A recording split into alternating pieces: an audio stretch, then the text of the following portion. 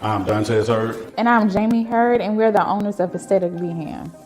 It warms my heart just to see how we are able to offer a space to other creatives here in Birmingham, knowing that we're creatives ourselves. And I can just think back, like when we first started shooting, like back in college, and we didn't have a space. We would just be around the city everywhere, shooting any and everybody anywhere. And that's because we didn't have a space. So being able to now have our own space and offer that to the other creators that are coming up, like, it's a huge blessing. Some of the main organizations that helped us greatly, one is definitely Create Birmingham. If you do not know Create Birmingham, look them up.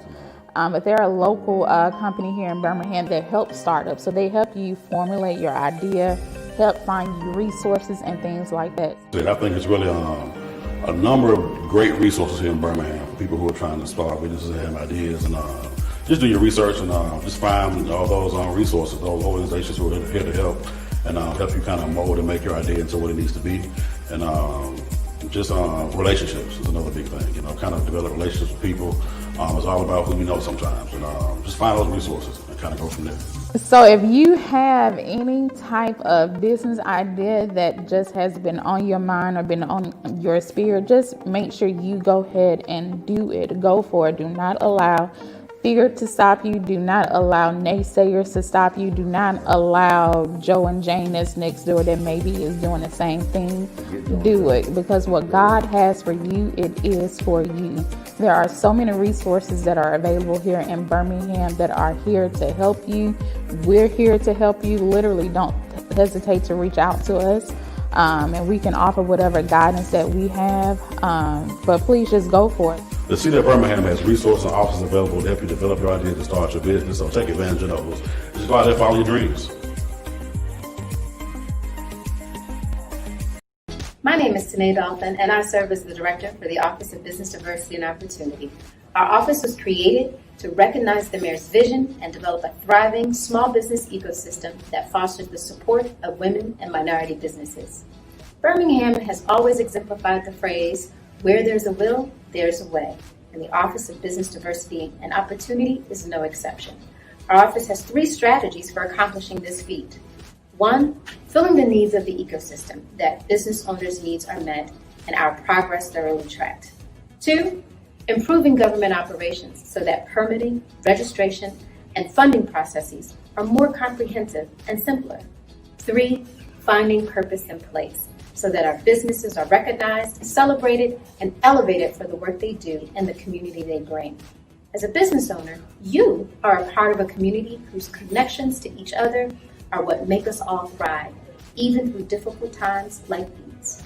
It is our job to connect you to the City of Birmingham's resources, tools, and strategies to fulfill Mayor Woodfin's vision. For minority and women-owned businesses, Birmingham is open for business. Thank you and enjoy your session.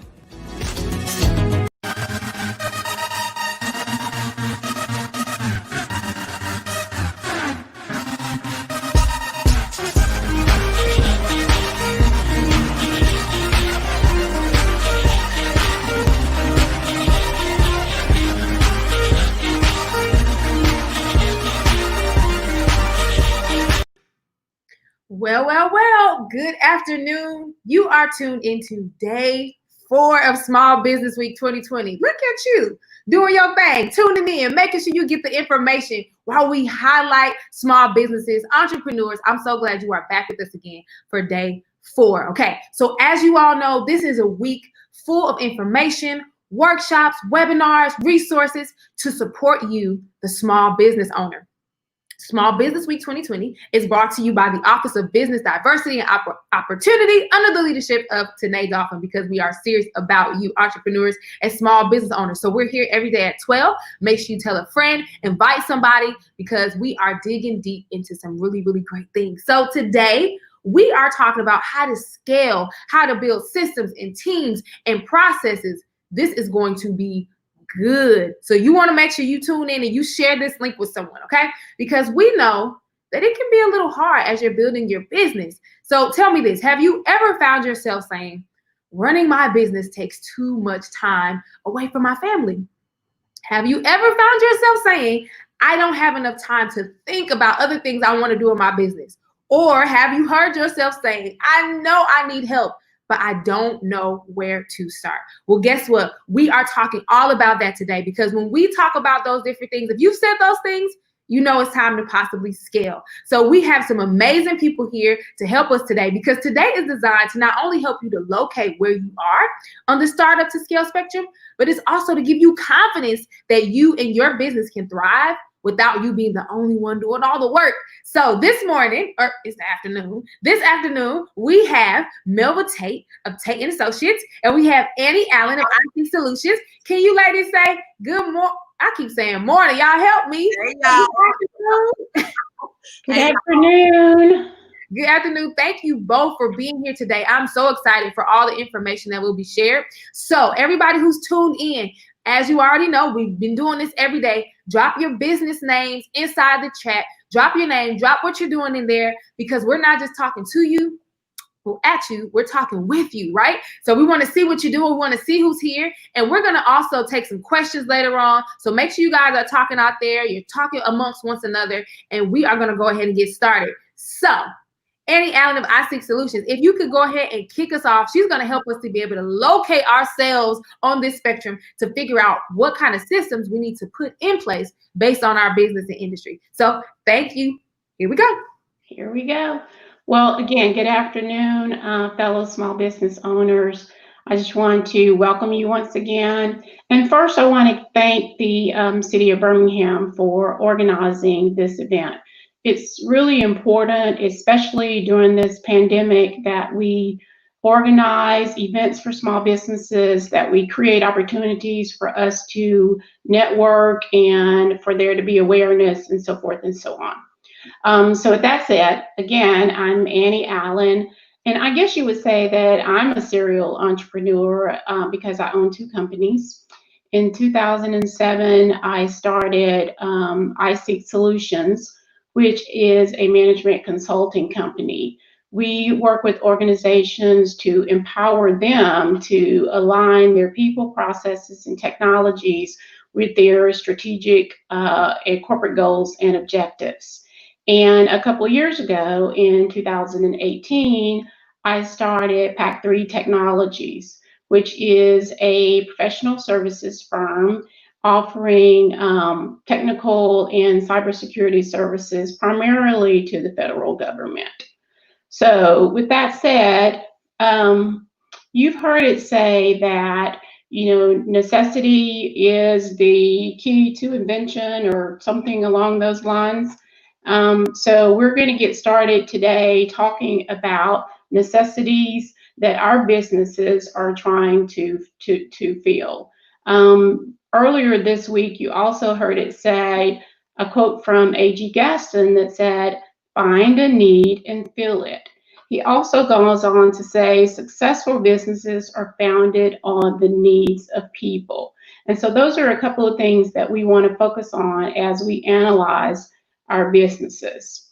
So my presentation today is probably not going to be news to any of you. You've probably heard it before. You've either heard it from one of the presenters this week, because we have had some amazing presenters. I have attended all of the sessions like many of you, and it's been outstanding. However, there might be a few of you where the information that I present today will be new, and it will be exactly that puzzle piece that you were looking for to move your business from the stage that you're currently in to where you want to be. That said, we are going to talk about the stage that your business is in, because that's important for you to know. And we're going to talk about various things associated with how you're going to run your business. So the essentials for every business, the type of business that you're in, so you know and understand what your business model should be, the 5 stages of small business growth, why entrepreneurs don't scale, which is the purpose, one of the purposes of this presentation, critical steps and key considerations to scaling your business. And then I'm going to give you a few recommendations, probably some of my favorite reading, things that have been very key to helping me along my business. So that said, we're going to start with 4 or 5 of the things that every business needs. So a lawyer, an accountant, a banker, a digital marketer, and insurance. We all, if we're in business and we're legit, we want to ensure that we have our contracts in place. We want to ensure that we have non-disclosure agreements. We need lawyers when we create product descriptions or service descriptions so that we can ensure that we don't get sued. And in the event we do get sued, we can ensure that we have a lawyer. The other thing is an accountant. It is key that we all understand the importance of having someone ensuring that our financial statements are completed on a regular basis, that our taxes are filed appropriately, and that we understand the numbers associated with our business. And because we're going to talk a little bit about that as we move through this. We also want to make sure that we have a financial relationship. Having a banker that you are working with regularly is really important. So if your business needs a loan, if your business needs a line of credit, and also bankers are great for networking and making referrals for your business. And, an example that came to me as I was putting this together is, how many of you were not able to apply for the payroll protection loan, either in the first round or the second round, because you were not working closely with an accountant?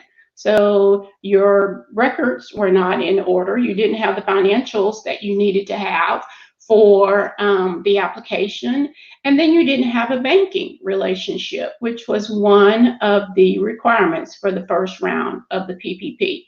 So in preparing your business model and making sure that you're prepared for whatever that life is going to bring, you have to ensure that you have those things in place.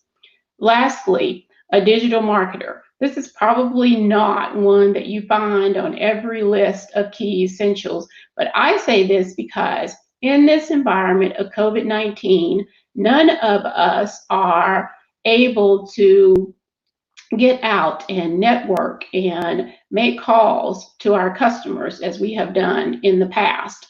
So for us, and it's probably true for a lot of you, the only presence that you have had during this quarantine has been an online presence. So it's really important to make sure that you have a digital marketer that you're working with, someone who can help you with your online presence. And then lastly, we need to make sure that we're protected, that we have liability in place, not only for our business and for ourselves, but also for our customers and our clients. We need to make sure that in the event something happens while we're on their job site, that we have the appropriate insurance in place. And then a lot of us, if we have more than 5 employees or so, we're required to have workers' compensation. So we need to be sure that we have that. Lastly, as it relates to insurance, a lot of us, when we apply for solicitations, need to have surety bonds. And so we need to have insurance brokers who can do those things for us.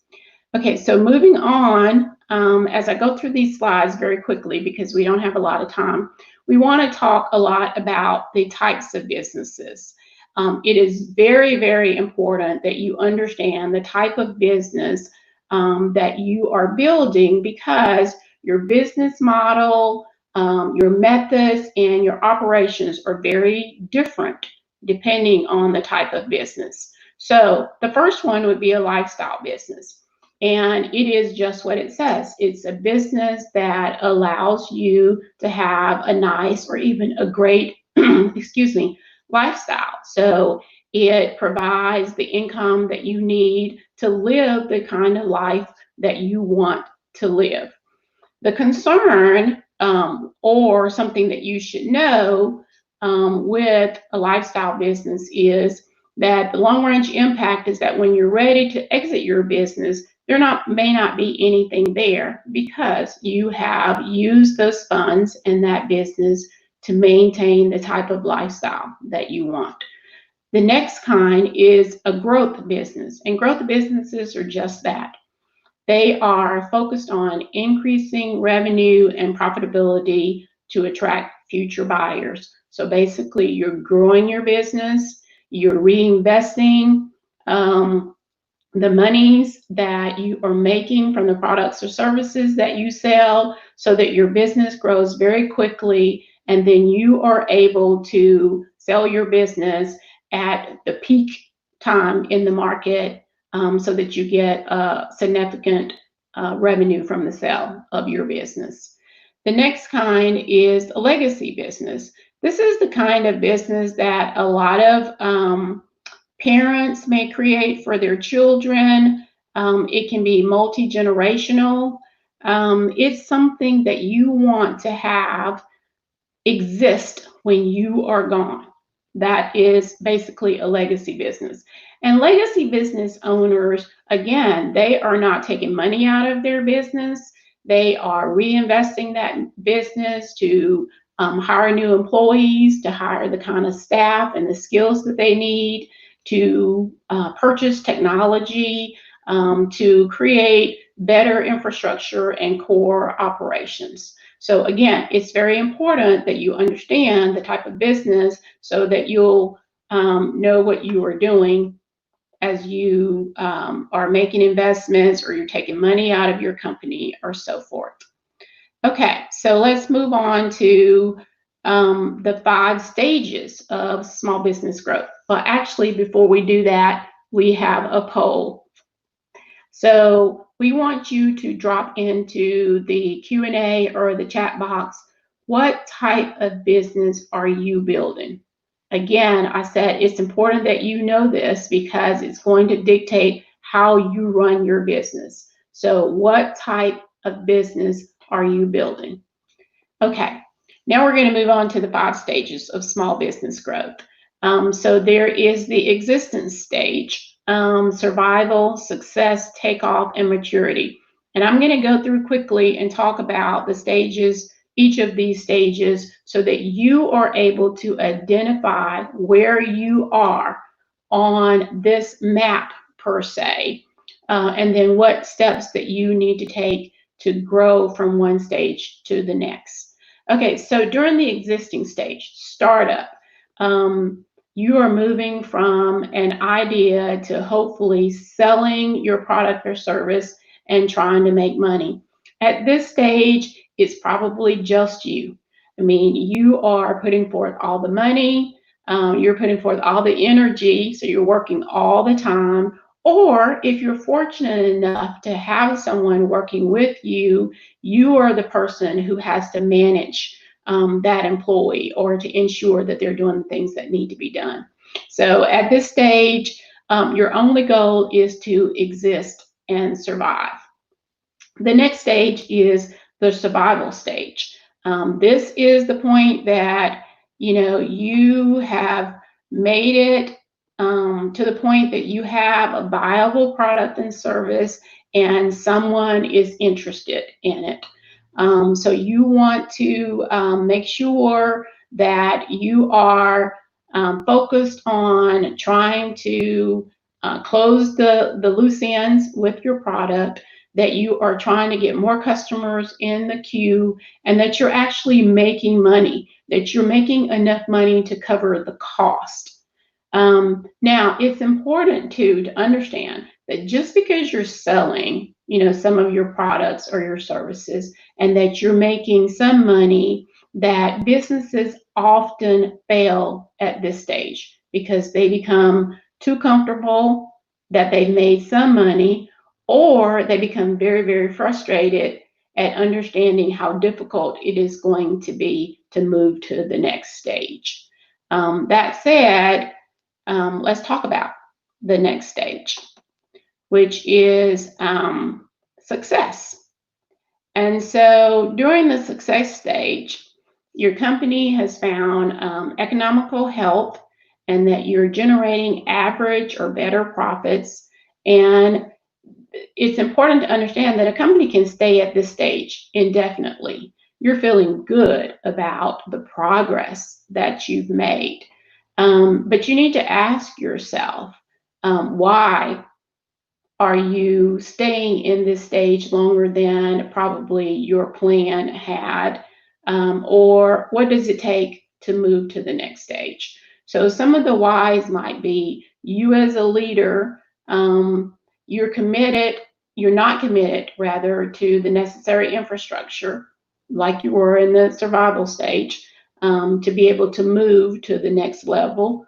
Or you've decided that it's more work than I anticipated that it was going to be. So I'm doing pretty well. I'm making some money. I have profits. I'm not just able to pay my bills. So I'm comfortable in this stage. But you don't want to become too comfortable in that stage. You definitely want to prepare for what might come down the road, because you can go from this stage and not necessarily go forward. You can go backwards if you don't keep your eye on the ball. So the next stage is the takeoff stage. At this stage, you really have to ask yourself, am I willing to do the things that are required for me to move to the next level? Are you willing to build the kind of management team that you need to have in place so that you're not doing all the work, that you are actually delegating, that you have that banking relationship that we talked about, that you are raising funds, and that you're able to finance your company to move to that next stage. Again, as I said, you want to make sure that you have competent management in place, because at this point, you cannot maintain in this stage if you are the only person who is leading and handling the books and handling the operations. So you have to have built an infrastructure that's going to allow you to function at this stage. And then the last stage is maturity. At this point, you've actually made it. And your biggest challenge is understanding how to really manage your finances at this point, how to manage the resources that you have been able to amass at this stage. And so you have to, again, be ready to ask yourself, what is it going to take, for me to remain at this stage? You have to be mindful in your planning, because as a quote from Benjamin Franklin said, if you fail to plan, then you plan to fail. Okay, so moving on to our next slide. Given that explanation, what stage of your business do you feel like you're in? And what research and steps do you need to take to ensure that you can, in fact, move to that next stage? Okay, so at this point, we're going to talk about why entrepreneurs fail, or fail to scale, I should say. And I'm going to read to you something from a Harvard Business Review. It says, the qualities that serve business owners well in launching their business often bring them down as their companies grow. They don't scale because they don't have deliberate steps to confront their own shortcomings and become the leaders their organizations need them to be. And let's talk about some of those reasons. Loyalty to comrades. We all have people that we have pulled in to start companies with us, or maybe we had, a great friend or a former colleague. Well, oftentimes those friends or colleagues have weaknesses, and we fail to see those weaknesses in time, and so we don't address them. And that can be one of the reasons that we don't scale. Task orientation. As leaders or as the founder of the business, we're excellent at the job at hand. We can create the product, we can deliver the service, but oftentimes we don't have vision, and we can't create a strategy for the business to move forward. Working in isolation. we become excited and protective and oftentimes devoted to completing our product instead of leading our companies. And so we often hear that said is we are working more in the company than we are on the company. And that is working in isolation. And then the last thing that this article pointed out was single-mindedness. In a startup, we need to be very focused and we need to be very single-minded. However, as we are growing our business, we have to be able to think broad.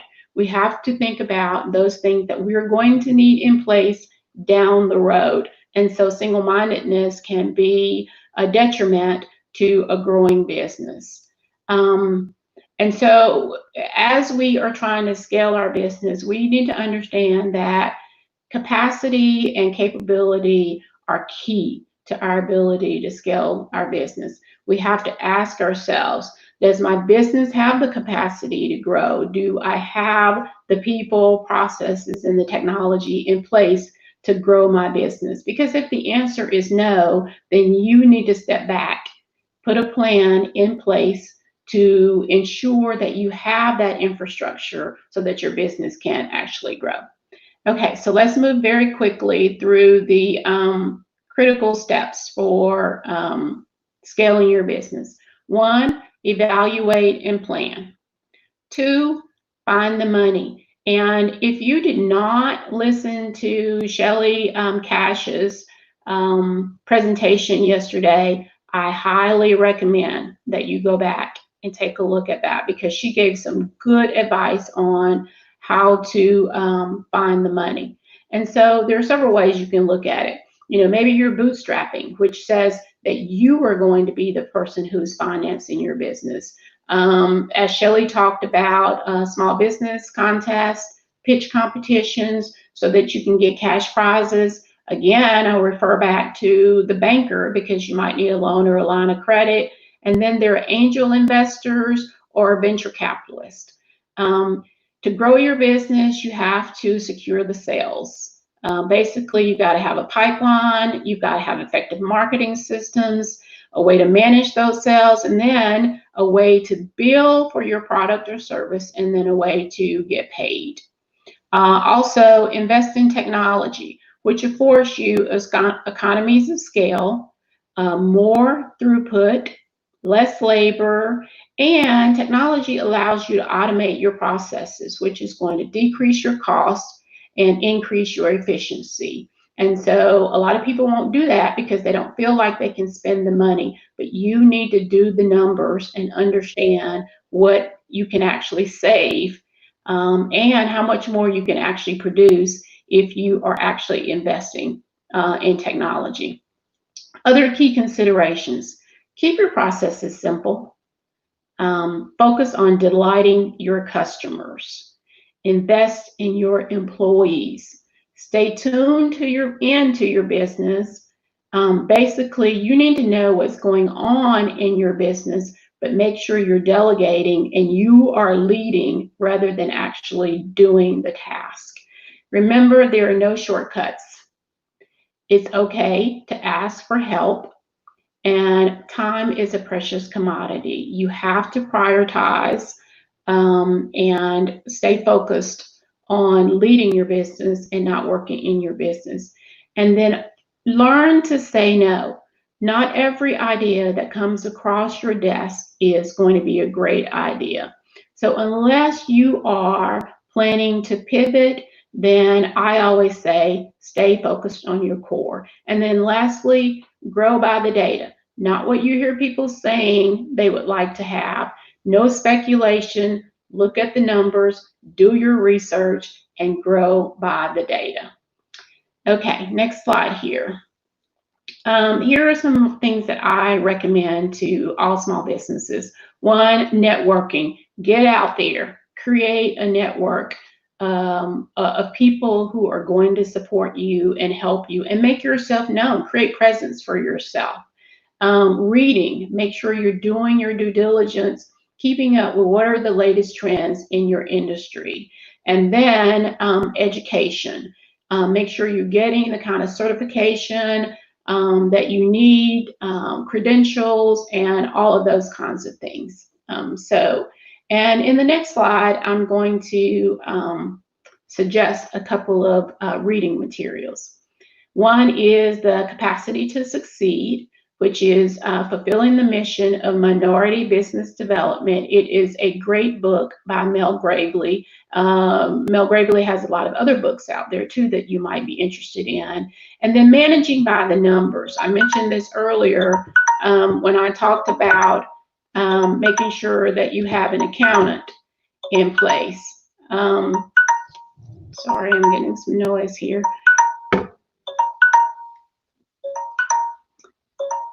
This will help you ensure that you are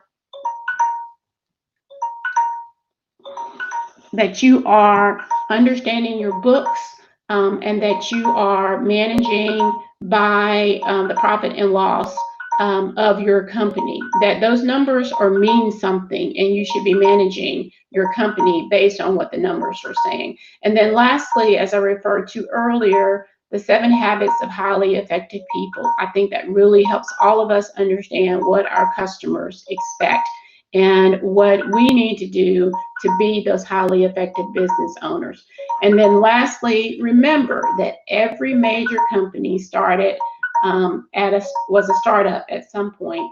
And then every Fortune 500 firm started as an idea that had to be built and guided by an entrepreneur and a team of pioneers. So if that's your aspiration, don't get discouraged or dismayed. Just remember that you too can do this. So lastly, thank you all for your time. Again, I went through it very quickly, but you'll have my contact information. So if there's any way I can help you or someone I can refer you to, feel free to reach out. Thank you, Alicia. Yes, thank you so much. We appreciate you, Annie, for sharing all the information with us. So that was a lot of information, a lot of good information. But the beautiful thing is, guys, that you will have the opportunity to go back and rewatch this, to digest this information, because there are some really, really good gems. So there's a few things I want to take out. But first of all, I want to say thank you all so much for working through us with the technical difficulties. There was a few pauses on Facebook, but you should be able to refresh your browser. You should see it really good now. But remember, also, we also are streaming to YouTube. So if you ever have any issues on the book, you can always go to the tube. Okay? And so she talked about the 5 stages. So really, we want to see where you guys are. Drop those things out. Where are you at on this list of 5 stages? Are you just surviving? Are you mature? I mean, where are you? We want to know, because we want to be able to answer some of those questions. And some really great things that you really pulled out that I saw, Miss Annie, is that in order to scale, we have to trust, guys. We have to be able to trust. And it goes back to what we talked about on Tuesday with collaboration. And we have to know also how to delegate, to delegate, to delegate, to delegate. You guys can do this. I believe in you. So drop in the chat, where are you in your business? Let's see. Are you at the startup phase? Are you surviving? Are you success? Are you taking off? Are you mature? Where are you? Let us know where you are so we can be able to address those things, because later on in the broadcast, we're going to pick one person and we're going to allow them to ask their question live with Annie and with Melva, because like I said, this is about you and this is for you. So one thing also that I pulled out from what you were saying, Annie, is we have to think global, but we have to act local. Okay, so make sure you're thinking big and that you're honing in and focusing in on what it is you need to do to prepare to scale. Don't be task oriented. Okay, you know how we're just in the grind of the business. Don't get task oriented, right? And don't work in isolation. So now we have Melva. She's going to jump in there with us and she's going to share some information on how to know to build your team and all the wonderful things that come along with working with people. Right? So help us, Melva, help us. We're ready. Awesome. Great tips, Annie. That was some phenomenal knowledge nuggets that you dropped. I take a little umbrage to the fact that you didn't say, along with a lawyer, you need a great HR expert that's going to help you navigate that growth stage and building your team. So I'm going to share a few things about how do you grow your team to be successful as an entrepreneur, as a small business owner, because it's important, as Annie mentioned, that you get out of just trying to do everything yourself and realize the stages and how important it is for people to be a part of you as you continue to grow. So the first questions that I'll ask is, who is supporting you now? I mean, how many people do you have on your team? If you could drop that in the link for us and share that information with us. And then what are their unique roles? So you don't have to name them, but do you have someone that is in accounting? Do you have a graphic designer? Who is supporting you now? How many people are on your team? And then what unique roles? Or are you simply trying to do everything by yourself, which is not uncommon for small businesses? So one of the things I would want to do, I talk about teams all the time. Other people have called me a teams expert because I work with so many organizations across the U.S., not just here in our footprint in Sweet Home, Alabama, and the magic city of Birmingham, but I get to work with organizations about how do they have and maximize the talent on their team? How do they build teams and maximize that talent? So I want to give you guys a book that I help collaborate with. And in my chapter, I talk about the importance of teams and the aha moment that came to me when I realized I was trying to fly solo for so long that I was flying so low. Some of y'all will get that in a minute. So if you would email me at melva@melvatate and just tell me what's my favorite color, I'll make sure I send you an autographed copy, the first person to respond, an autographed copy of the book, I Said Yes. So what is a team? You guys have heard the term before. You've participated on teams. My definition of a team is that it is a number of people who have complementary skills, who are committed to a common purpose, performance goals, and collaborative approach for which they hold themselves accountable. That's what really makes a team. So as you think about growing your business, you're going to need people who can follow those values and those goals and objectives with you to make sure you're successful. And not only do you want a team, but you really want high performing teams that's going to help you. You got to be a great leader and making sure you're focusing on not just great intelligence or your IQ, but leading from emotional intelligence as well. You want to make sure you've got the right people on your team. We're going to talk about that. But one of the things that I do with organizations is to make sure that they do some type of an assessment, a DISC assessment or whatever, to make sure those individuals are working well with them. I talk about diversity and goals and objectives and accountability, and all those things are critical for people having great teams. And certainly, as Annie mentioned, you want to have processes in place so you're not, even as people move in and out of your organization, that you're not recreating the wheel every time someone new comes on board. So those things are critical. So just think about where you are right now. What challenges are you having with your team? And what are some great team opportunities for you to tap into with the knowledge that we'll share today? So as you grow your team, do know that you'll go through several stages of growth. Several stages. And certainly the first stage will be what I'll consider the free people, So they'll work for free, they're unpaid, they do it from the heart, and they really want to help sow a seed into your business and your growth. Excuse me. But with that, there are some pros and cons. And so we'll talk about the pros and cons of each dynamic and what they bring to your team, just so you're well aware of that. So first off, family. The family business. People want to love on you and support you, and they may be a part of your family.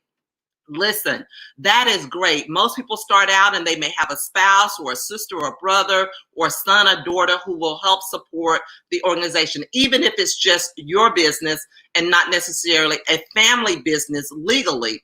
What's the benefit of that? You have them 24/7. If you're a brick and mortar or you're some type of operation, they're going to be with you and they're going to sacrifice that time. What's the downfall or the con with that is that generally they may not have the skill sets, the true skill sets that you need for that particular task or job responsibility. So that's one of the things to keep in mind when you're talking about families helping your business, but it's certainly part of that early stage of your growth when we talk about teams. The other thing is friends. How many of us have them? Where will we be without great friends and friendships? And certainly they are an integral part of us growing our business. But let's be realistic. There are some pros and cons. One of the pros is if your friend really cares about you, they're going to give you some sound advice. They're going to be a sounding board for you, and they can give you an honest assessment. Even if it may hurt your feelings, you know it's coming from a place of care. The danger in having friends intimately involved in your business is that if you don't do things right or they don't do things right, it can really damage and break that friendship. So my word of caution, and I've seen this happen, I've had many of conversations with people, please don't involve anyone in your business that you're worried about damaging a non-business relationship with.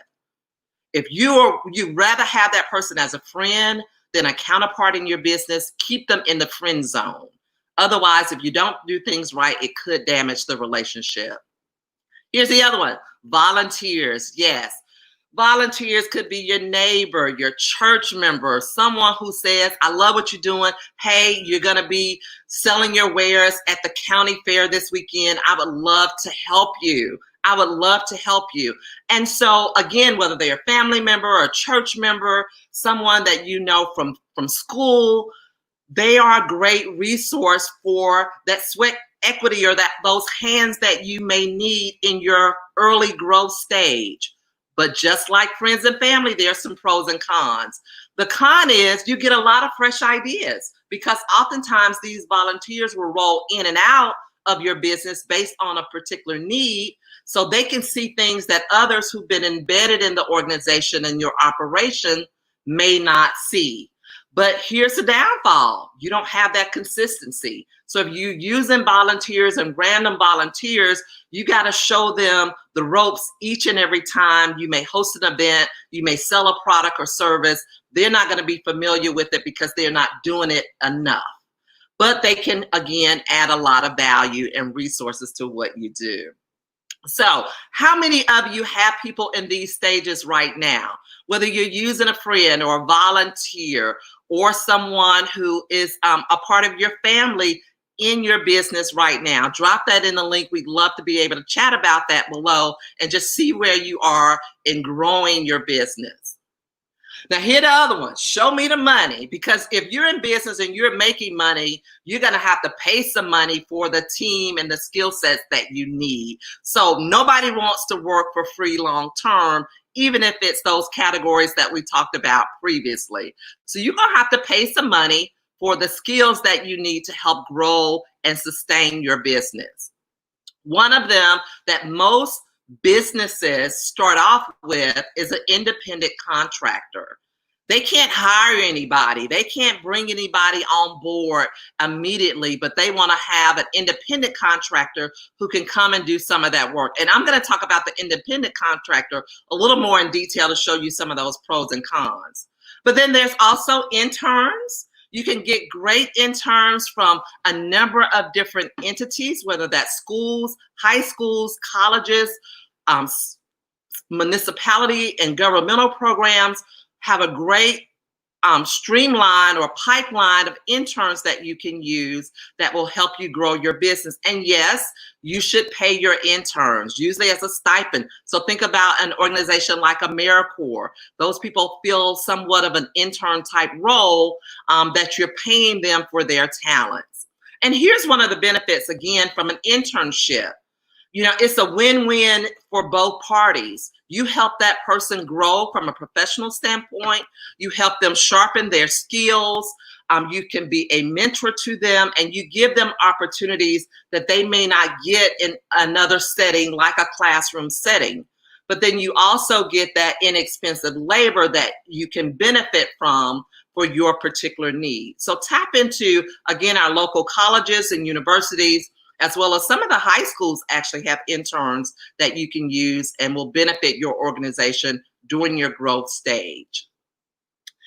The next stage that I normally recommend that my clients go through after they have gone through the volunteers and the interns and independent contractors, they're ready to have someone on a more consistent basis, is use your temporary staffing agencies.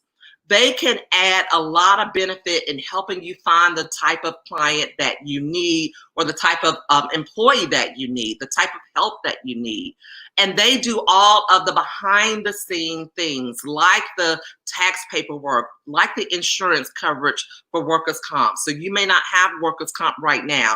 They can do all those things for you. If that person doesn't work out well, then they can be the one that you call and say, hey, John is not working out, I need a replacement. So a temporary agency is a great resource to use.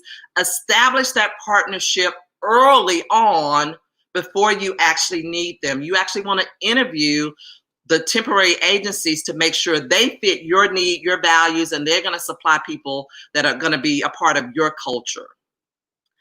Listen, all of these other things that I've talked about have been great, and they are great for a business owner. But you're not an employer until you hire your first employee. You're still a small business or business owner. You're not an employer until you hire your first employee. And actually, I recommend my clients stay a business owner as long as they can before they become an employer, because an employer brings a whole different set of complicated issues that you have to be aware of. So the question is, well, how do you pay that person? If you're paying everybody that is supporting you on your team through accounts payable, then you're still a small business person. That means all of the help is paid through accounts payable. If you are bringing on people and you actually have them processed through payroll, then you are an employer. So whether they get a 1099 or a check from somebody else, or they are on payroll and get a W-2, will help you determine that classification. The other thing to keep in mind or to think about is that once you become an employer, the good old government says you have to do these things. So there are regulations and standards and laws and acts that we have to comply to. And Annie made a very valid point early on when a lot of people were complaining about the PPE. It was payroll protection. So if you're not issuing payroll, then that type of loan or that type of assistance was not for you. So whenever I'm talking with a client, a lot of the regulations are based on how many employees do they have. If you got 5 employees or 10 employees, these laws may apply to you. As you grow, more laws apply to you. Prime example, if you have more than 50 employees, then you need to be worried about FMLA. But if you don't have that many, then you don't need to worry about FMLA or Family Medical Leave Act because of your size and number of employees. And then, of course, when we talk about the temporary agency, now we're talking about, as an employer, you're going to generally put your employees in 2 buckets. You're either going to have part-time people or you're going to have full-time people. On your part-time people, other than the ACA, and I don't really want to get too deep into this, you determine what are part-time hours. So you could say my part-time people work 10 hours or 20 hours or 30 hours, could be classified as part-time for your organization. The Department of Labor has said that anybody who's working more than 40 hours a week consistently is considered full-time, and you have to pay overtime for that individual.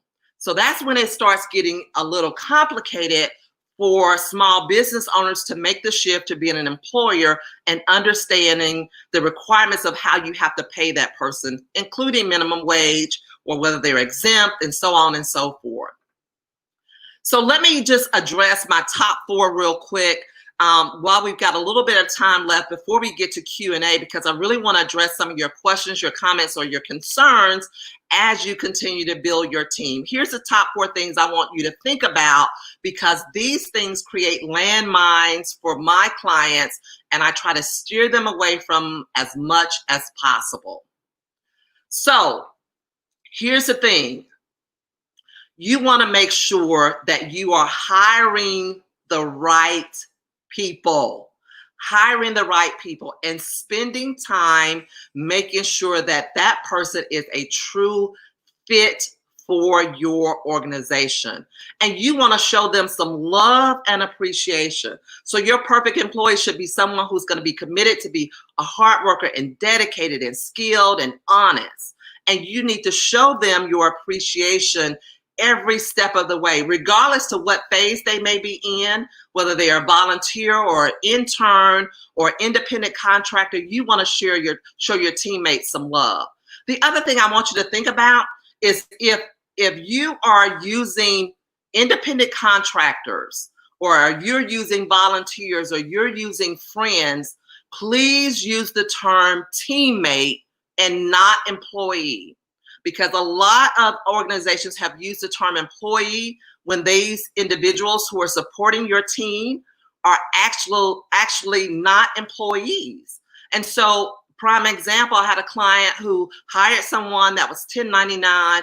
Every document they received from them said that they were an employee, and this is what you need to do. And so that person got laid off, or excuse me, they ended the relationship. That person considered it a layoff, went down and filed for unemployment.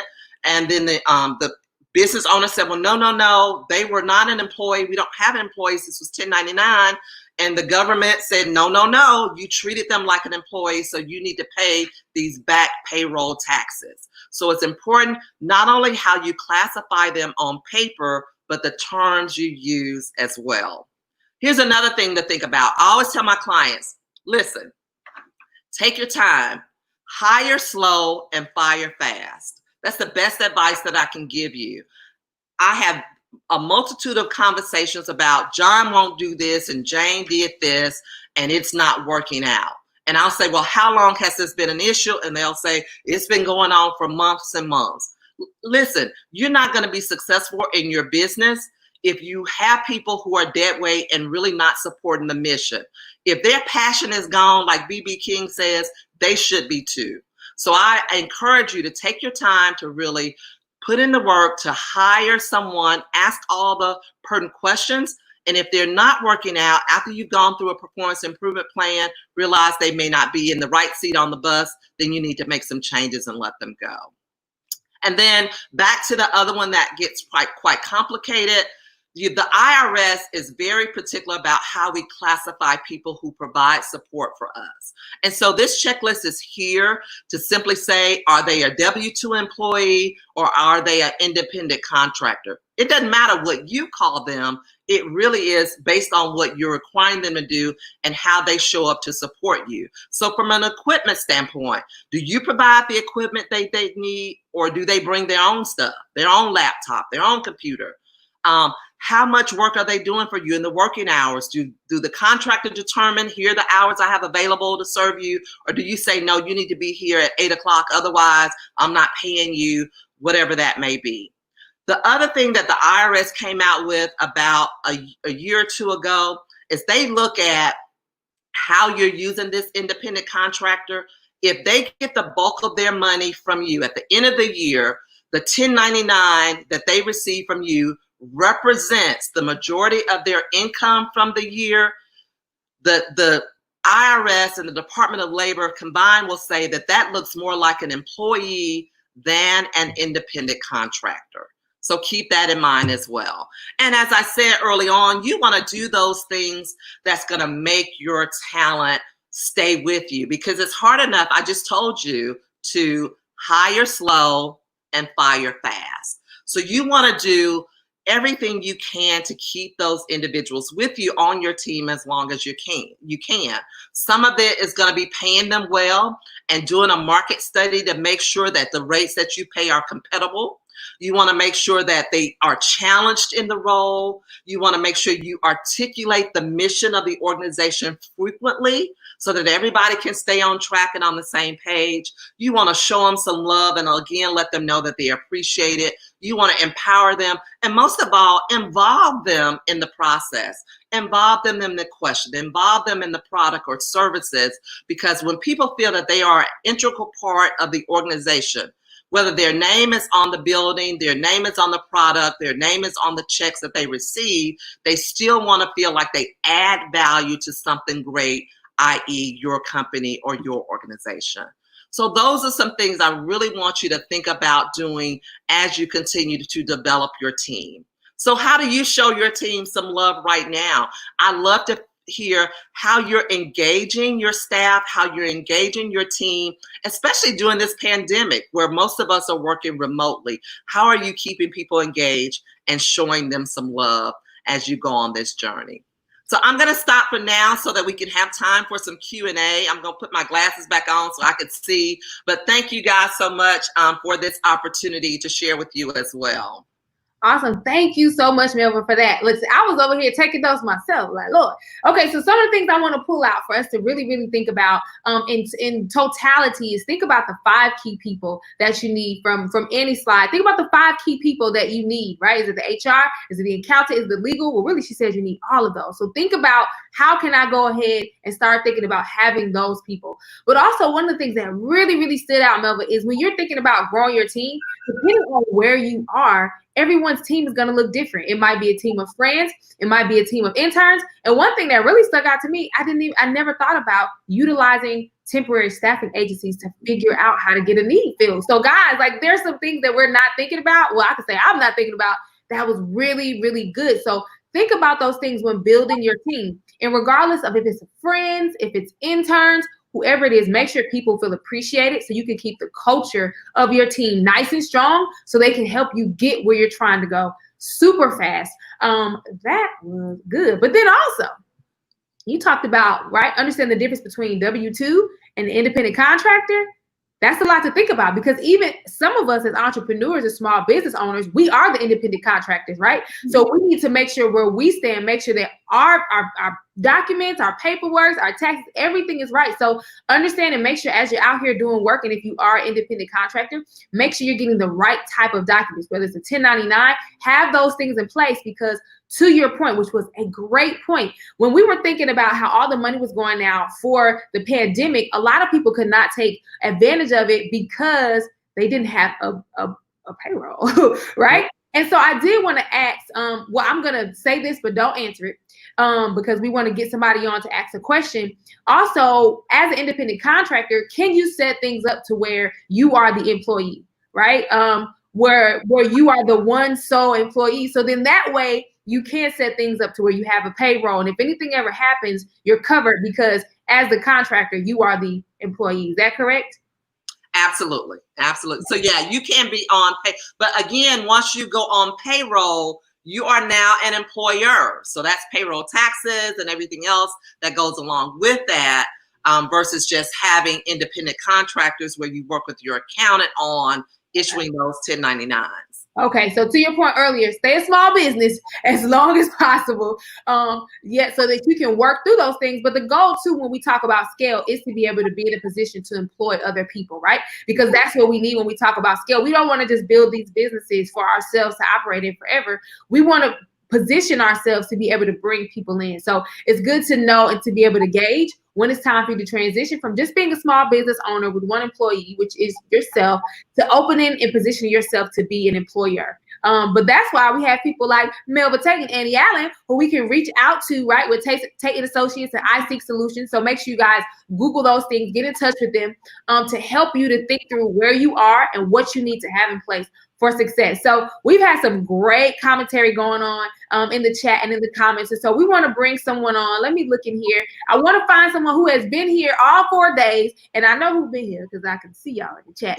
And so one person who has been here, let's see, we have Miss Charlize. Charlize. Yes, Charlize. If we could get her. Hey, Charlize, she got here fast, girl. Fast. Come on, technology. So we want to bring a small business owner on just to be able to ask a question, because it's one thing to ask it in the chat, but it's another thing to be, air quote, face to face with people and ask them a question. So, Charlize, do you have a question that you would like to ask Melva and Annie? Yeah, for sure. So I'm Charlize Bishop, and I am the owner and founder of CR Counseling, where I help individuals, couples, families, the youth, create some type of change within them. People who are struggling with anxiety, depression, even eating disorders, which are very, very prevalent in the Black community. But that's another topic. So my question is, No, I learned from experience. So in either one of you, or Miss Allen or Miss Tate, your experience, what has been the most challenging aspect of building the team, of creating the team that has been successful for you? I'll say that I'll talk about that since I talked about teams. And actually, I'm going to give you a book as well, because again, in the book, I talk about trying to do everything. And Annie mentioned that so eloquently, trying to do everything on my own. And I had that aha moment where I was flying solo. I could do all of this stuff. I can wear all of these hats. And so until one day it dawned on me that you're trying to fly solo, keeping all that money in, because I was making money as a consultant. But I realized that I was flying so low, that I was flying so low, that I could better utilize my time doing other things as I brought people on board. And so that became my game plan, and say, okay, these are the critical people I need to start shifting things to right now. And although I can do it because I'm a smart girl, it did not make sense for me to allocate my time to doing that when someone else could do it just as good. Awesome. Awesome. Thank you. Charlize, I hope that was helpful to you. Everybody, can we give a virtual round of applause for Charlize and her question? And she has our counseling, so y'all check her out, right? Because we are highlighting small businesses this week. So check her out. Thank you so much for your question. And so, like I said, I see you guys out there in chat. Ask some more things, you all. We have them here. Get those questions in there. Get those comments in there. So another thing I really want to kind of just hone in on is that we were talking about, okay, so this is how you build your team. These are the people that you can use. These are the things that you need to have. And so really what I'm hearing today is there is no reason for us not to be able to scale, right? Because when we think about it, we can utilize the people and the resources that we have around us. It sounds like it's really a lot about our perspective. Right? So we have to utilize the people that we have with as friends, whether I know one person put here, they were talking about just how their mom, right? Well, this is actually a comment. Let's read this. I think this is good with the time we have. He says, my mom uses her accounting skills to help me with my taxes and my numbers. However, I offer creative services that require a high degree of skill to deliver. It's challenging recruiting this sort of consistent talent. Is it really as simple as asking college and high schoolers to be interns? So when you have, depending on your business, depending on the industry, the question is, okay, is it really, can I really utilize interns to help me get this stuff done? Or if I do, what is the best way to utilize them if I have a high capacity business? So I would say if you have a high capacity business and it requires a high level of skill, I think that's what he said. Then no, you probably can't use an intern for that. Or if it's a college intern, maybe you can. It depends on what the skill set is. But, so as Melva said, I think utilizing interns and people who volunteer are absolutely wonderful. If that skill set is one that they already have. If it's not, it's something that you're going to have to teach and train them to do and continue to manage them. So you really have to understand what kind of support you need and how much time you have available to make sure that it is a meaningful and valuable relationship for you as well as the intern or the volunteer. If, however, you need professional skill sets, as Melva said, use a temp agency, or there are other small businesses out there. This is one thing that I push a lot. I think as a small business community, we should be able to utilize each other's services. We should be each other's ecosystem. We should be supporting each other. So look for other small businesses to help you. That's when you know whether or not you have the skill sets internally or you need to look for an outsourced partner, which I think a lot of small businesses need to look for outsourced partners. It's the example that Melva gave earlier about her doing all this work when she could find somebody else to do it and free her up to be the leader of her company that she needed to be. Right, and I want to piggyback on that.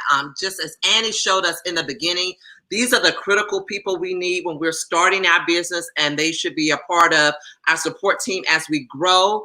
None of those should be, interns or people with a lower skill set. You're going to have to pay money for those. They shouldn't be volunteers either. I'm sorry. It shouldn't be your mama, your uncle, them who are doing those critical things. Your lawyer should really be someone that you're paying, not that free lawyer because somebody in your church volunteered to do it for you. Okay, y'all, listen, they're like, hold on now, I hear the coins dropping out of my pockets. Yeah, well, we have to understand that it's going to cost us money to put the right infrastructure in place, but it costs you a lot more money down the road if you do not have the right infrastructure in place. And Melva referred to that when she talked about how you categorize your employees and what the government expects of you. So as business owners, those are things that we really have to be prudent about, and we need to be very consistent. And it will cost us some money, but it saves us money in the long run. Well, that's a good point. So I guess all the coins I heard dropping out my pocket, I'm gonna just pick them up and give them to somebody, right? So they're saying, listen, y'all, it's gonna take a little dedication. It's gonna take a little work, but there is a certain level of financial investment that you have to have in place if you are trying to go to another level, and if you don't want to be the only person working in your business, exhausted and burnt out, and staying at one level. Especially, you showed us too, Annie, on that scale, like where you are able to locate yourself and where your business is. You don't want to get stuck. You don't want to get stuck, right? So I know some of us have seen entrepreneurs who've been doing the same business for 40 years. They're in the same building. They have the same clientele. There has been no growth, right? Because we have to position ourselves for growth. And so it's going to take some investment. So in the beginning, you might not be able to hire all 5 people, right? But to your point, right, we have to begin as entrepreneurs to build a personal ecosystem. So figure out who's doing what. How can you also help them with something? Bring them in. There has to be a way that we start thinking through how to get these people in place, how to get these different key positions in place for us to be able to scale. And so some of it may take some money, right? And so we have to be willing to make that investment, because to your point, Annie, either you're going to make it on the front or the back, but you're going to pay. You're going to pay, and you rather it be in the way that you want than the way that you have to. And so that's just something. That's so critical, because, and we can't stress this enough, some of the things are just the cost of doing business. It is the cost of doing business. So if you want to be in business, there is a cost, and you need to make sure you're budgeting or making sure that your product or services can encapsulate those costs that you're going to incur to be a good, savvy, growing business.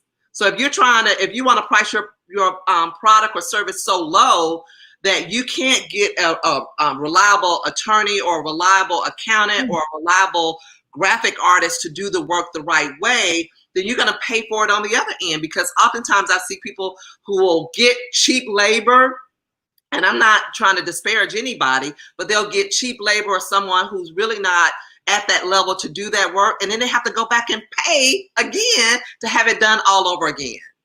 Listen, man, I am your own personal amen corner. Like, I don't know if I was gonna scream, but I was like, oh, yeah. Okay, like, woo, that is so good. That's true. So this is a whole other conversation that we don't have time for, but I do want to just pull this out, because I know if I'm thinking it, then I know that everybody else is thinking it. And we all say the comment, it says, preach, Melvin, right? Preach, Melvin, it costs to do business. So entrepreneurs, as you're thinking about your price point for your product, for your service, make sure that you are pricing yourself right, that you are valuing your services, because in order to get things done on a certain level, you're going to have to pay. So that means that whatever your price point is, it needs to encompass all of those things that you need to make sure that you can be successful. Because at the end of the day, when you provide that product or service to your client, they don't care that you price yourself low. Did you deliver on what I need, right? And so it's up to you, right, to not be afraid to say, hey, this is how much it is, this is what it costs, so that you can get that HR person, you can get that accountant, you can get that attorney, you can get the right graphic designer, you can get that marketer, so that you can operate your business to the highest level. That is good. Listen, okay, y'all, it's 1:06. All right, I'm usually a very timely woman, but I just wanted to make sure that we didn't just wrap up without making sure that we really were able to dig deep into that. So I just want to thank you, Melva Tate of Tate and Associates, right, with your red background and your yellow shirt looking all beautiful. I want to thank you, Annie, so much for being with us, sharing this information, guys. I'm glad that you were able to tune in One thing I want to remind you of is that we covered a lot of stuff today, but you can go back and you can re-watch this video, get your paper, your pen. I'm still a paper and pen girl, but get out whatever you use to take notes and you can re-watch this video and you can get this down in you because we want to see you win if you're just starting and we want to see you grow if you're already in it, okay? So today was all about how to scale. Tomorrow is the last day of Small Business Week, but we are going to be talking about customer service because we can price ourselves right, okay? We can collaborate, we can be innovative, but if you don't know how to treat your people, you ain't going to have to worry about no price point because they ain't coming back. Okay, so tomorrow, make sure if you're not registered, register for our customer service workshop. It's going to be hosted by two amazing people. I am just excited about what is happening. Also, you've been seeing go across the screen to sign up for the newsletter for BHM Up. That is from the Office of Business Diversity and Opportunity. That is the office that is bringing you all Small Business Week. So there's a young lady in the chat. Her name is Mo. She is dropping that link in there for you guys to sign up. Go in there in the chat, sign up on that link to get information because we don't want growth and information to stop at Small Business Week. We want it to keep going because Birmingham is an entrepreneurial hub, all right? And there's some things that we're going to do and make sure are in place to ensure that that is what it is. Again, Melva, Annie, thank you so much. Thank you, everybody, for tuning in. We will see you tomorrow at 12 for our very last day of Small Business Week. Thank you all. See you tomorrow.